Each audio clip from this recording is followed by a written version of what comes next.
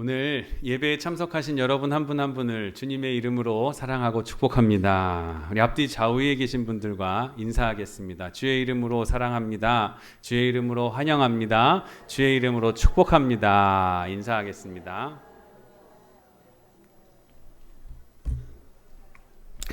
하나님의 은혜가 오늘 예배에 참석하신 여러분 심령과 또 가정과 직장과 사업장 위에 충만하시기를 주의 이름으로 축원합니다.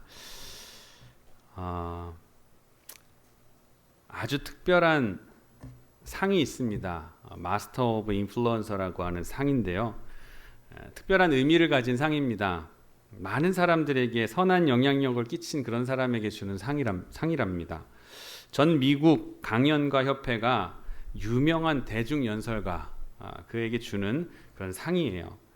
내용을 보면은 최고의 동기부여가 그리고 자기 개발과 성공하게 대가 그런 사람들에게 주는 상입니다. 물론 자기도 성공을 해야겠죠. 자기 자신도 성공적으로 삶을 살고 많은 사람들에게 감동을 주며 또 생의 의미를 부여해주고 삶의 동기를 격려해주는 그런 사람에게 주는 특별한 상입니다. 여기 상을 받은 사람 중에서 매우 알려진 인물이 있습니다. 세계적인 베스트셀러인 정상에서 만납시다 라고 하는 책을 쓴 지그 지글러라는 사람이 있어요. 이분이 75세가 돼서 자신의 인생을 돌아보며 자서전을 회고록을 썼습니다. 그 책의 마지막 결론에 이분이 이렇게 얘기합니다. 모든 것은 감사뿐이었다. 감사 외에 다른 할 말이 없는 그러한 일생이었다라고 이야기를 합니다. 세 가지에 대해서 감사를 했는데 먼저 첫째는 하나님의 은혜에 대해서 감사했습니다. 자신은 혼자 살아가는 줄, 내가 혼자 살아왔는 줄 알았는데 알고 보니까 하나님의 말씀과 또 하나님의 천사가 나를 늘 지켜주셨다 하는 것을 거듭 깨닫게 되고 하나님께 감사를 드립니다. 두 번째는 특별히 가족들에게 감사했습니다.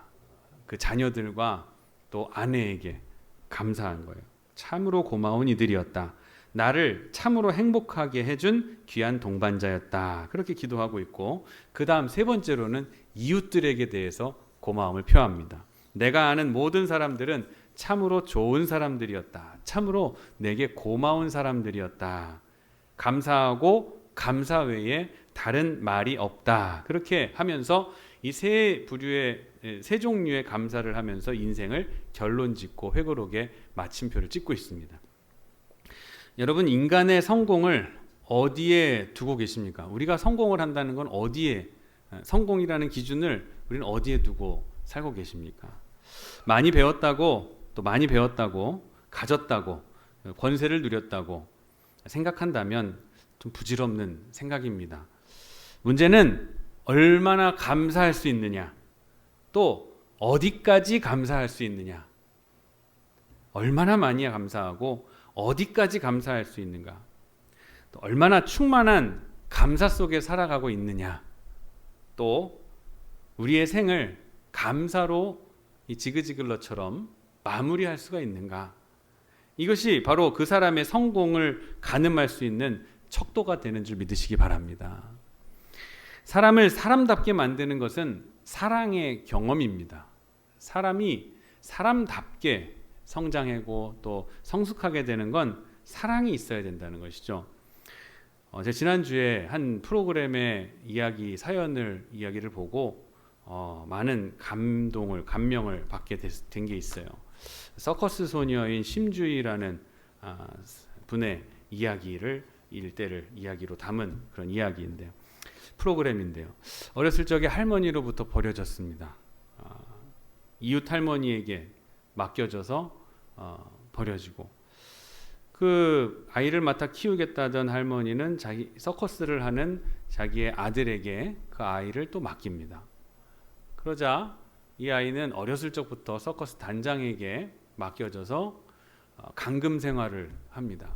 4살, 5살 때부터 서커스 동작을 연습하고 공연을 합니다. 처음에는 공연만 하다가 점차 이 서커스를 보러 오는 사람들이 없고 사양 산업이다 보니까 이제 밤무대에서 유흥업소에서 공연을 하고 돈을 벌어오는 그런 일을 아이에게 시킵니다. 근데 정말 놀라웠던 것은 그 꼬마 아이가 그 유흥업소에서 그렇게 서커스 공연을 하는데도 불구하고 아무도 이 아이가 불쌍하다, 딱하다, 어쩌다 이런 데서 하느냐 생각하면서 신고했던 사람이 한 명도 없다는 거예요. 그렇게 돈벌이의 대상이 돼 그 당시로 4억 원, 5억 원 이상의 수입을 이 단장에게 벌어다 준 이 아이가 너무 괴로워서 도망을 치게 됩니다. 도망쳐서 결국 구조가 되어 경찰서에서 생활을 하게 돼요. 어디 갈 데가 없는 아이이기 때문에 당분간 경찰서에 있는 강력계 형사들과 함께 그 경찰서에 생활을 하고, 또 이렇게 있을 수 없으니 각 경찰들이 집에 데리고 가서 하룻밤씩 재워서 오는 그런 경험을 하게 됩니다. 그리고 난 뒤에 입양이 시급하기에 아직 사회생활을 한 번도 해보지 못했기에 아이가 굉장히 공격적이고 유흥업소에서부터 어른들의 언어와 이런 모습을 보고 자라기 때문에 굉장히 과격하고 괴팍한 성격으로 빚어지게 된 거예요. 그것을 좋아할 리가 없죠. 일반 사람들이나 친구들은 이해할 수도 없고 표현하지 못하는 어른들만의 표현으로 이야기를 하니 멀리 할 수밖에 없어요. 적응을 하지 못하는 이 아이가 결국은 흘러 여자 그 경기기술학교에 들어가게 됩니다. 그곳에서 이제 안정된 생활을 취하면서 기숙 생활을 하며 기술을 배우고 이제 꿈을 키워가려고 그렇게 생활을 하던 중에 큰 화재가 그 안에서 일어납니다. 그 교육 방침을 따르지 못했던 일부 불량한 학생들이 기숙사에다가 불을 놓은 거예요. 불을 놔서 불이 타는 가운데 친구들이 죽어가는 가운데 자기는 옷장 속에 숨었다가 살아나게 됐어요. 열흘 동안을 혼수 상태에 있다가 깨어났는데 아무것도 남은 게 없죠. 어렸을 적에 그런 상처도 있죠. 부모에게 버림받았죠. 그리고 기술 배워가지고 꿈을 키워보려고 했는데 학교에서는 불이 나고 죽을 고비를 넘기죠. 여러 가지 일들을 당하다 보니까 이제는 부모를 그 중에 하나 소망이 있었던 게 엄마를 보고 싶다는 거예요. 내 생모를 찾고 싶다. 그 가운데에서도 나를 버린 엄마를 찾고 싶은 거예요. 한 번도 원망해 본 적이 없대요. 그래서 당시 이제 형사들과 또 여러 사람들의 도움을 받아서 정말 어렵게 그 엄마를 찾은 거예요. 생모를 찾아서 정말 반갑게 상봉을 하고 인생 가정으로 돌아가면 되겠다라는 생각으로 돌아갔죠. 이게 대중들이 아는 이야기가 여기까지라는 거예요. 근데 이후에 가정으로 돌아간 이 심주희 양은 이전 서커스를 할 때보다도 더 이 학대를 많이 받고 매질과 또 가정에서의 가정 폭력에 시달리게 됩니다. 나중에 알고 보니까 그 엄마라는 사람이 이 심주희 양이 그동안 이렇게 후원을 받고 또 여러 군데에서 이렇게 받은 그 모아둔 돈이 있었는데 그 돈을 아이한테는 하나도 알려주지도 않고 자기가 다 갈취해 버린 거예요. 그러고 난 다음에 아이는 빨리 결혼해라 해가지고 결혼을 시켜서 내보낸 거예요. 참 기구하지 않습니까? 엄마에게 2번을 버림받은 거예요.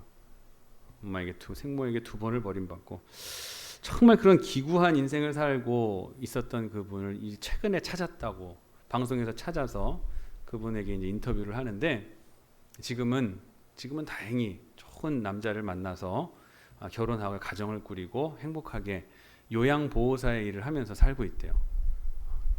다른 일을 나보다도 더 힘든 사람들을 도우면서 살고 싶다는 참 바르게 잘된 케이스가 아닌가 저는 그렇게 생각합니다. 보통 그렇게 사회에 대한 불만과 이 분노를 가지고 사는 사람들 중에 사회의 반사회적인 경향을 가지고 사는 사람들이 많은데 이분은 참 그런 일을 하면서 바르게 그 남편이 그러더라고요. 자기도 너무 힘든 인생을 살았는데 나보다 더 힘든 인생을 사는 그 와이프를 보면서 아내를 보면서 자기가 오히려 위로를 받았다고 그러는 거예요. 이심주희 씨에게 물어봅니다.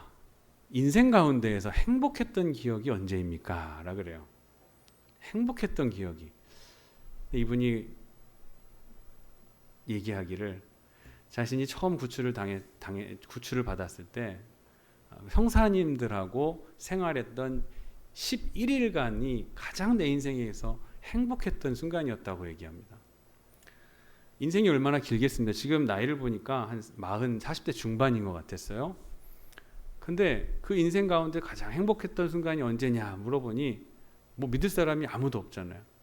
부모도 단장도 아무도 믿을 사람이 없었던 거예요. 근데 그 가운데에서 형사들의 아저씨들을 아빠 부르면서 그냥 무한한 사랑만 받았던 뭐라고 화면을 보니까 아주 버릇이 없어요. 아이가 버릇이 없고 막 막말을 하는 아이인데도 불구하고 이 형사들이 끝까지 그냥 따뜻하게 이 불쌍한 아이를 돌본 거예요. 그냥 사랑으로 완전히 사랑만 주면서 그 우락부락한 아저씨들이 꼬마 여자아이를 10하루 동안을 잘 돌본 거예요.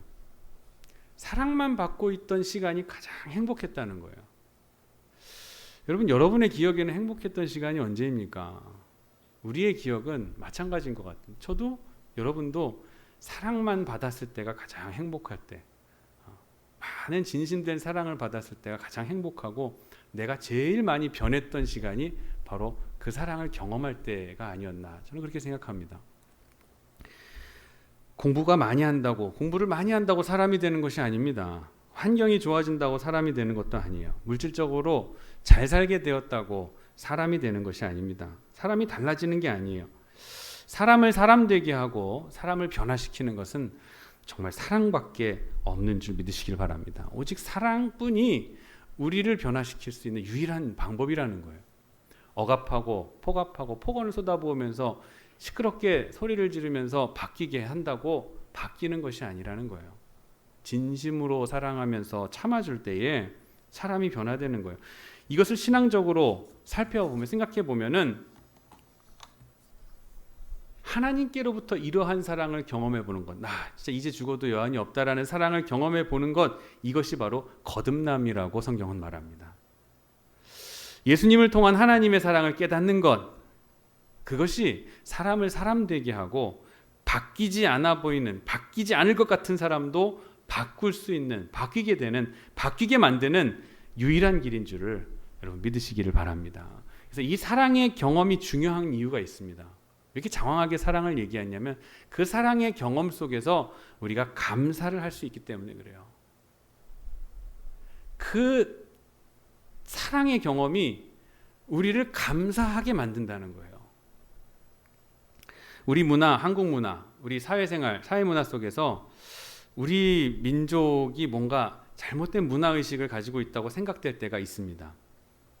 그것은 왜냐하면 그 감사하다라고 하든지 고맙다라는 표현을 하면 내가 낮아지는 걸로 착각하는 잘못된 그런 생활 철학이 있습니다. 내가 낮아지는 것, 저 사람보다 내가 좀 낮으니까 미안하다, 죄송하다, 감사하다 이렇게 얘기하는 거 아닌가 하면서 고맙다 이런 표현을 하는 것을 굉장히 인색하게 생각합니다. 이런 표현은 굉장히 인색해요.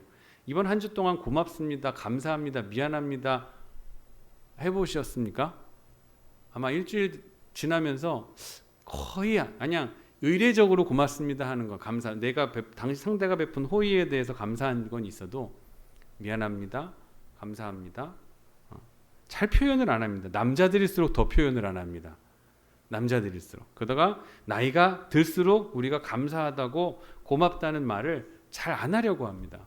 특히 가정에서는 더 그렇습니다. 아내나 남편에게, 배우자에게 고맙다는 말을 하는 게 굉장히 쉽지 않습니다. 잘 안 하려고 해요. 그러면서 핑계를 대는 게 뭐냐면 말 안 해도 잘 알잖아. 말 안 해도 잘 알잖아 하면서 핑계를 댑니다. 그리고 자녀들을 보면서도 내가 너희들 다 먹여 살리고 나가 벌어서 먹여 살렸는데 고마우면 자기들이 고마워해야지. 내가 고마워할 게 뭐 있느냐 이렇게 생각할 수 있어요. 가장들은 그렇게 생각할 수도 있어요. 왜 이렇게 될까요? 상대방에게 고맙다고 감사하다고 하는 순간 내가 낮아지는 거 아닌가 하는 생각이 든다는 거예요. 우리 마음속에 내가 감사하다 그러고 먼저 고맙다 그러면 내가 낮은 사람인가, 라는 생각이 드는 거예요. 저는 이 DNA 문제라고 봅니다. 우리 민족의 유교사상으로부터 내려온 유전적인 문제다. 감사가 체질이 되어버리지 않았어요.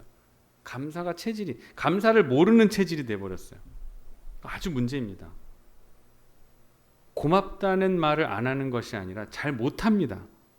고맙다고 말하는 순간 내가 비하되는 것 같고 내가 망가지는 것 같고. 하지만 그렇지 않습니다. 자그마한 일에도 고맙다고 하면은 그 순간 여러분은 높아지게 됩니다. 잘 생각해 보세요. 옆에 고맙다고, 감사하다고, 미안하다고 얘기하는 그런 사람을 곁에 두고 그 사람의 인품과 성품을 높게 평가하지, 항상 불평하고 원망하는 사람을 인격이 고귀하다고 얘기하지 않습니다. 그리고 어느 누구라도 하더라도 고맙고 감사하는 사람 옆에 있고 싶어 하지, 불평하고 원망하는 사람 옆에 있고 싶어 하지를 않습니다. 고마워하고 감사하는 순간 여러분의 인격은 높아지는 거예요. 다른 사람으로부터의 평가도 높아집니다. 감사로 인해서 나의 인격이 높이 올라가게 되는 거예요. 사랑의 경험이 감사하는 마음을 일으키고 인간이 성숙되면서 순간순간 감사 앞에 내가 겸손하게 되는 줄 믿으시기를 바랍니다. 내가 더 겸손하게 되는 거예요. 감사 앞에 더 겸손하게 되는 거예요. 만약 내가 부모로부터, 친구로부터 이런 사랑의 경험이 부족하면 감사도 덜하게 되지 않겠습니까? 아니요. 내가 못 받은 만큼 다른 사람에게 더 사랑을 전하십시오. 그러면 감사할 수 있게 돼요. 내가 못 받은 만큼 사랑을 하면, 내가 사랑의 경험이 부족하면 내가 사랑을 많이 주어서 감사로 승화시키시라는 거예요. 그렇게 사랑을 통해서 감사하게 되고, 그리고 그 감사를 통해서 내가 더 자유하게 됩니다. 감사를 하면 믿음이 생기고, 믿음이 생기면 소망, 미래를 바라보게 돼요. 믿음이라는 것은 미래를 바라보는 눈이거든요. 아직 내 손에 없는 것을 감사하는 거예요. 내게 주실 것을, 아직은 없지만 내게 주실 것을 보게 하시는 거예요. 가나안 땅에 아직 들어가지는 못했지만 가나안 땅을 보게 하시는 거예요. 반드시 저기 들어가게 하실 거예요. 바울도 로마로 가지는 못했지만 로마로 가게 하실 것이라고 믿고 가는 거예요. 그러니까 소망이 생겨요. 놀랍지 않습니까? 은혜에 대해서 감사하니까 믿음이 생기고, 믿음을 가지게 되니까 소망을 보게 되고 미래를 보게 되고, 그러니까 그 마음 가지고 사랑을 할 수 있게 되는 거예요. 이게 계속 선순환입니다. 사랑을 받은 경험은 또한 우리를 감사하게 하고, 감사는 믿음은 소망을, 소망은 사랑을 또 낳게 된다는 거예요.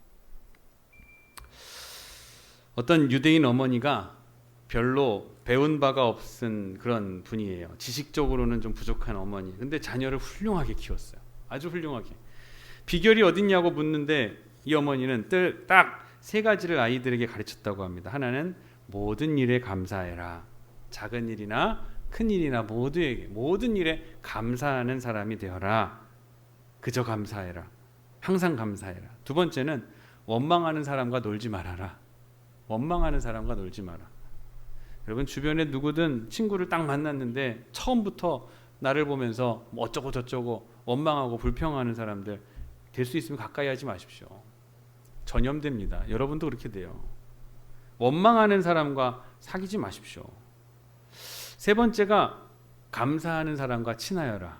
내가 감사하는 사람이 되고 또 원망하는 사람과 가까이 하지 말고 감사하는 사람이 되라는 거예요. 감사하는 사람과 가까이 하라는 거예요. 항상 함께 해라. 친하라는 거예요. 이 세 마디의 말로 자녀를 훌륭하게 양육했다는 거예요. 일본에 보면 우찌무라 간조라고 하는 신학자가 있습니다. 그 책을 보면 그 말 가운데 이런 얘기가 있어요. 하나님에게 있어서 저주가 있다면 세 가지가 있다. 첫째는 하나님이 믿어지지 않는 것. 하나님이 믿어지지 않는 것이 저주라는 거예요. 두 번째는 하나님의 말씀이 들리지 않는 것.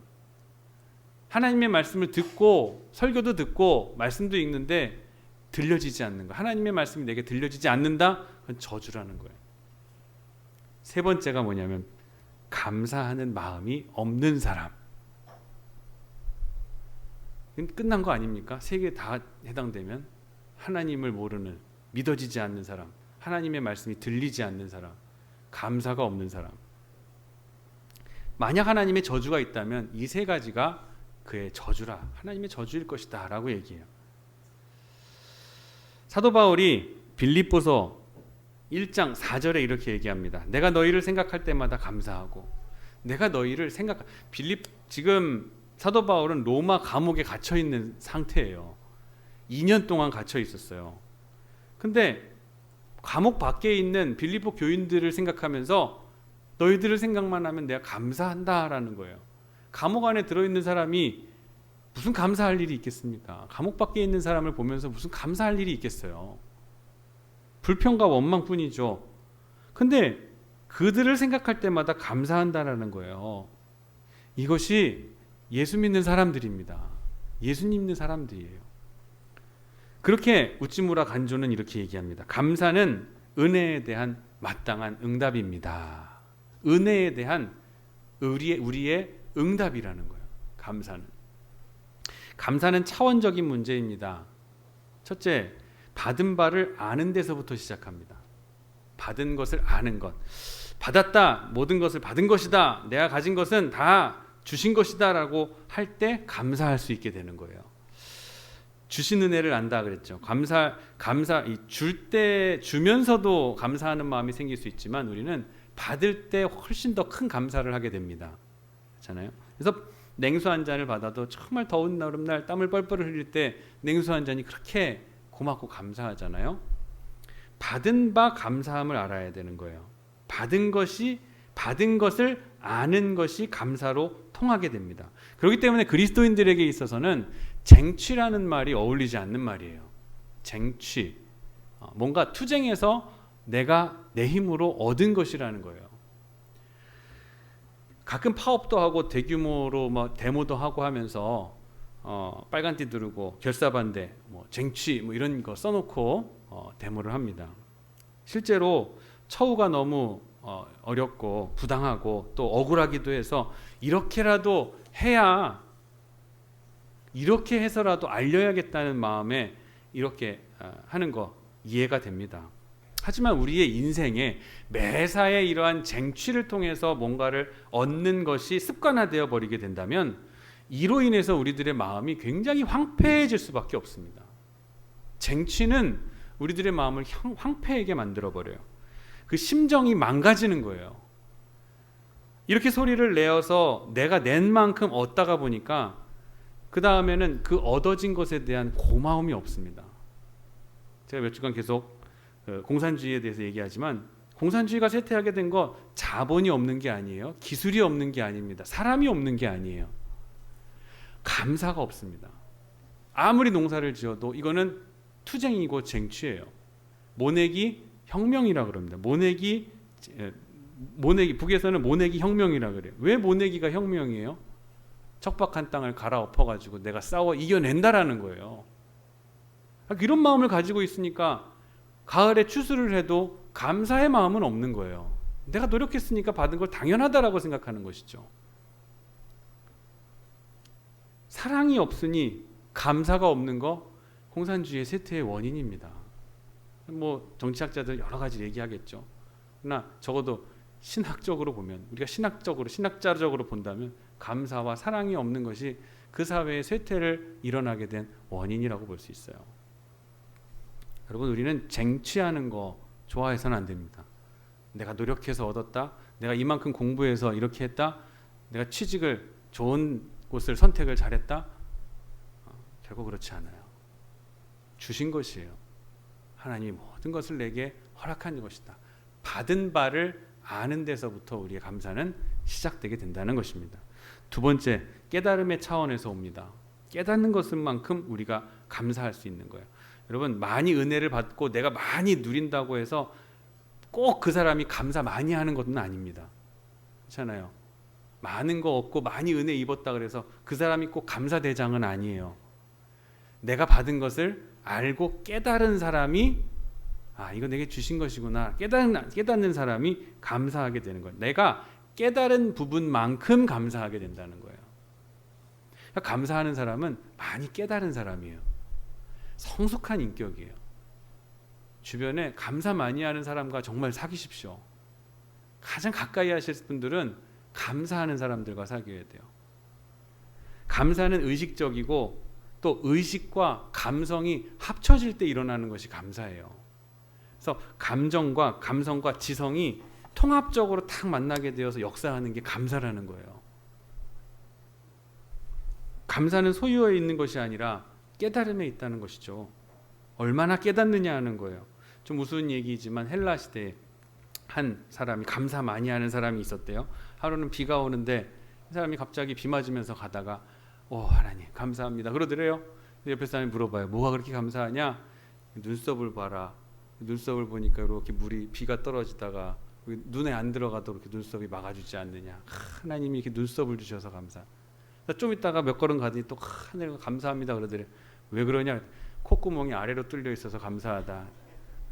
위로 뚫려 있으면은 비가 다 들어와가지고 매캐할 텐데. 이것까지는 생각을 못했죠 우리가. 그렇죠? 생각해 보면은 감사할 일이 너무나 많은 거예요. 웃자고 하는 얘기가 아니라 그만큼 감사가 부족한 시대를 꼬집고 있는 거예요. 그리고 생각의 깊이가 여기까지 미치지 못한다는 것이죠. 깊이 생각하고 깊이 깨달은 만큼 우리는 감사할 수 있는 사람이 된다는 거예요. 아니 코의 방향까지 우리가 언제 생각을 해보겠어요. 근데 이것까지 생각해 본 사람이 감사할 수 있다는 거예요. 여러분 근데 그 감사는 그래서 생각의 크기가 깊고 큰 사람이 감사를 할 수 있는데 우리의 생각의 깊이를 어떻게 하면 깊게 할 수 있는가 이게 또 문제잖아요. 그럼 어떻게 하면 깊게 할 수 있을까요? 그러니까 참선을 하거나 또는 그냥 묵상을 하고서 깊이 생각만 하고 있으면 생각이 깊어질까요? 우린 참 남이 생각하지 못할 것까지의 생각의 깊이가 넓어지려면은 역경을 많이 겪어야 됩니다. 고난이 많이 있어야 돼요. 사람은 평안하게 되면은 둔해집니다. 그래서 배부른 사람은 코가 둔해요. 근데 한 이틀 정도 굶겨 놓으면 한 3일째 되는 날 냄새만 맡아도 이 음식의 재료가 뭔지 조리법이 어떻게 되는지 먹으면 어떤 맛이 느껴질지가 다 머릿속에 상상이 됩니다. 그렇지 않습니까? 한 3일만 이틀만 굶어 보세요. 강아지도 3일만 굶기면 얘가 막 안 먹던 것도 먹어요. 사료 안 먹을 때 그렇게 하라 그러잖아요. 의사 제가 하는 저 동물 학대자 아닙니다. 예. 간절하고 배고프고 역경이 있고 고난이 있는 사람이 생각이 깊어지는 거예요. 감사의 제목도 더 풍성하게 지게 되는 거예요. 환난과 고난과 핍박이나 남다른 어려움을 치를 때에는 남다른 감사의 제목이 그 사람에게 생각나게 되는 거예요. 남다른 고난 가운데 남에게 말 못할 역경들을 가지고 살고 계십니까? 남한테 말하지 못하는 질병 또 사정들 있으면서 기도의 제목으로 품고 살아가고 계세요? 여러분의 생각이 깊어지게 되는 시간인 줄 믿으시길 바랍니다. 그 시간 속에서 우리가 해야 될 것은 뭐냐면 감사의 제목을 생각해내는 거예요. 그 깊게 내 고난 속에서 깊게 들어가는 생각 속에서 감사의 제목을 찾아내시라는 거예요. 남다른 콧구멍이 이렇게 남다른 감사의 제목을 찾으시라는 거예요. 남들 다 하는 감사는 평범할 수 있어요. 그러나 고난을 많이 겪고 역경을 많이 겪고 핍박을 많이 겪은 사람은 감사가 남달라집니다. 사도 바울도 빌립보서 1장 12절 말씀에 이렇게 얘기하잖아요. 우리 함께 읽어보겠습니다. 시작. 형제들아 내가 당한 일이 도리어 복음 전파에 진전이 된 줄을 너희가 알기를 원하노라. 지금 사도 바울 로마 감옥에 갇혀 있어요. 2년 동안 재판도 못 받고선 구금돼 있어요. 추운 감옥 속에서 처박혀서 고생하고 있습니다. 로마로 오는 여정도 쉽지 않았어요. 배는 광풍에 태풍에 파손이 되어서 표류하다가 생고생하면서 죽을 고비 넘기면서 3년을 고생했지만 그리고 2년 동안 도합 5년 동안 로마에 오는 기간만 5년이 걸렸어요. 재판받기 위해서 5년이 걸려요. 근데 로마의 감옥에 지금 갇혀서 곰곰이 생각해 보다 보니까 이게 우연한 일이 아닌 거예요. 이게 우연한 일이 아니구나. 오히려 내가 이 당한 일들이 복음 전파의 진전이 되는 일이었구나. 그러니까 그들을 보면서 감사하다라는 거예요. 바울이 지금 감옥에 갇혀 있다 보니까 밖에 있는 마가나 누가나 베드로나 디모데나 이런 사람들이 뭐라, 우리 바울 선생님 갇혀 계시는데, 저 추운 감옥에 겨울을 나고 계시는데 우리가 호의호식하면서 숨어 지낼 수 있겠는가? 우리도 같이 담대하게 복음을 전하러 가자. 동기의 부여가 되고 더 복음을 향해서 매진할 수 있는 마음을 갖게 됐다. 그러지 않겠어요? 바울이 갇혔기 때문에 도리어 복음 전파에 진전이 됐다라는 거예요. 어렵게 로마로 왔기 때문에 하나님께서, 주님께서 그에게 주신 사명, 로마에 가서 복음을 전하게 되리라 하신 말씀을 내가 이루게 되었으니 감옥에 있더라도 나는 얼마나 하나님의 사명을 이룬 행복한 사람인가, 이걸 깨닫게 됐다는 거예요. 그러니까 사도 바울이 여기에 있지만 너희를 보면서 내가 감사하다라고 고백하고 있는 거 아니겠어요? 미처 생각하지 못하는 감사의 제목을 갖는 거예요. 남다른 감사, 남들은 상상도 못한 세계에 대해서 감사할 수 있게 된다라는 거예요. 오늘 맥주감사주일 예배를 드리면서 여러분, 이전까지 한 번도 생각해 보지 못했던 은혜를 오늘 이 시간에 생각하면서 감사의 제목을 한번 찾아보는 오늘이 되시기를 주의 이름으로 축원합니다. 이전까지는 이것까지 감사하지 못했는데, 이것까지는 생각도 못했는데 하나님 나를 감사케 하시는구나. 또 지금 너무 힘든 일을 겪고 있다면 이 힘든 일을 통해서 나의 생각을 깊게 하게 하시는 것은, 나를 성숙해 하시는 것은 감사의 제목을 주기 위함이다. 그렇게 한번 여러분의 고난과 어려움들을, 역경들을 은혜로 승화시켜 보시기를 주의 이름으로 축원합니다. 오늘 그래서 본문에 보면은 너희에게 주신 은혜를 감사하고 은사에게 부족함이 없는 것에 감사하고, 은사가 부족함이 없는 것에 감사하고, 그리고 우리의 신앙을 지켜갈 수 있는 은사를 또 공급해 주심을 또 감사하고, 그리고 그 은사에 또 부족함이 없는 은혜를 또 주심에 감사하는 사도 바울과 같은 놀라운 감사를 오늘 드릴 수 있는 저와 여러분 되기를 주의 이름으로 축원합니다. 기도하겠습니다.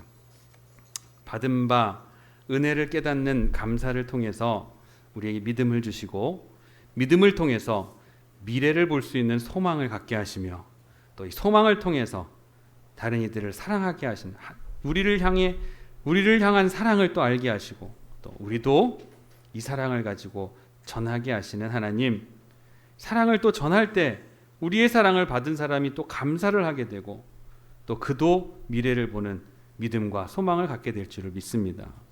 이런 선순환을 우리가 감사로부터 시작하게 하여 주시옵소서.